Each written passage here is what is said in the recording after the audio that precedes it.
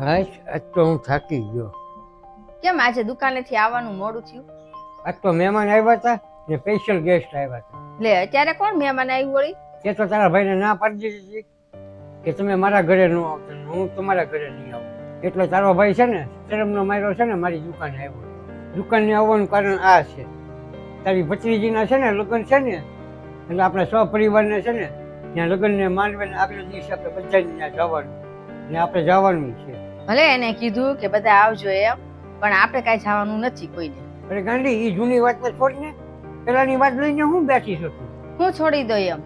તમને ખબર છે મારા આંખમાંથી આહુડા વ્યા જતા હતા ને મારી ભાભી કેવું કેવું મને સંભળાવતી હતી, તો મારા ભાઈ એમ નહોતા કહેતા કે એવું ન કહેવાય, તારા નણંદ થાય છે. એ વાતને કેટલા વર્ષો વહી ગયા, એ તો તું જો.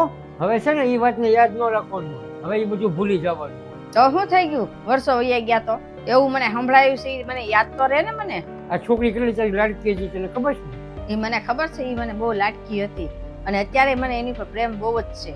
તારી ભાભી બોલી એમાં તારા ભાઈને ને તારી ભત્રીજીને સજા હોય ને તું આપે છે. પણ એને નથી ખબર પડતી કે નણંદબાને આવું ન કહેવાય, અને ભાઈને નથી ખબર પડતી કે એની વહુને રોકે. તારો ભાઈ છે ને એ તારી ભાભીથી દબાયેલો હોય તો એ બિચારો ન બોલે, એમાં શું થઈ ગયું? એ આવ્યો હતો ને તો રોવા જેવો થઈ ગયો હતો. એ એમ કહેતો તમે બધાય આવજો ને મારી બેનને ખાસ લેતા આવજો, એટલે એની વજહ મને નહીં ગમે. તો ત્યારે ન બોલાય કે આટલું બધું તું તારા નણંદને બોલમાં એમ? ત્યારે તો હાવ મૂંગો ઉભો હતો. તું મોટી છો ને મોટું મન રાખ ને, એમાં તને શું ફરક પડવાનો? મારે નથી જવું, તમારે જવું હોય તો જાઓ. મેં કહી દીધું ને તમને, હું નથી જવાની એટલે હું નથી જ જવાની. એના ઘરે પ્રસંગ હોય ને તું ન જા તો કેટલું એને ખોટું લાગે, ને તું એકની એક બેન છો. એ તો એના ઘરે પ્રસંગ છે ને એટલે એ ઢીલું ઢીલું બોલે છે, પછી વાયથી કેવું બોલે ને મને ખબર છે, તમને કાંઈ નથી ખબર. તારી ભાભી કાંઈ નથી બોલે ને તારો ભાઈ કાંઈ નથી બોલે. તારો ભાઈ ધીમે ધીમે કહેતો હતો કે મારા બેનને લેતા આવો. એ તો લગ્ન હોય ને એટલે કોઈ કાંઈ ન બોલે, પછી લગ્ન પતશે ને પછી બોલશે વાહેથી. ત્યારે તમે આવશો. હવે એ વાતને જવા દે ને. હવે નાની એવી વાતમાં તું એટલું બધું હું લંબાવે છે. એટલા વર્ષોથી છે ને તું તારા ભાઈને રાખડી નથી બાંધતી, તું તારા ભાઈને મળતી નથી. તારા ભાભી છે ને ગુસ્સામાં બોલી ગયા છે, એમાં શું થઈ ગયું?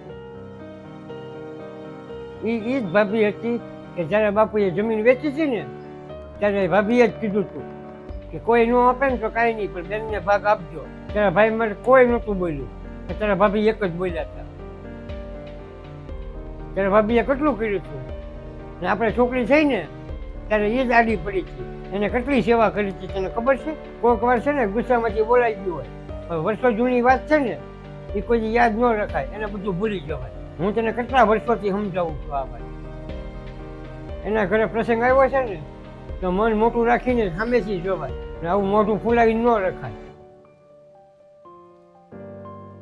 તું કે ને તો તારી ભત્રીજી હાટું છે ને સોનાની વીંટી લઈ જાઓ ને એ તું કે ને એ લઈ જાઓ, પછી તું આ વાતને ભૂલી જા. અને પ્રસંગ હોય ને તો મન મોટું બધું છોડી દેવાય ને કોઈનો પ્રસંગ ન બગાડે. અને એના ઘરે પ્રસંગ હોય ને તું ત્યાં ન જા તો બધા એમ જ કે ને કે ફઈ કેમ નથી. તમારી વાત સાચી છે, ફઈ ન હોય તો ન સારું લાગે ને. તો એ છોડી દે બધી વાત.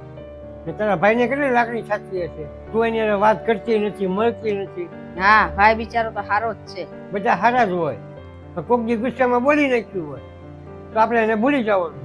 એના ઘરે પ્રસંગ છે ને આપણે ન જઈએ ને કાલ સવારે આપણા ઘરે આપણી છોકરીના લગ્ન હોય ને એ મામેરું લઈને ન આવે તો તને કેવું લાગે? ના, એના વગર મારે ન હાલે. તો ભાઈની સામું જો ને, ભાભી ગમે એવી હોય એમ. સારું, આપણે જઈશું બસ. માની ગઈ ને, હવે બધી તૈયારી કરી નાખીએ, હવે આપણે બધા જઈશું.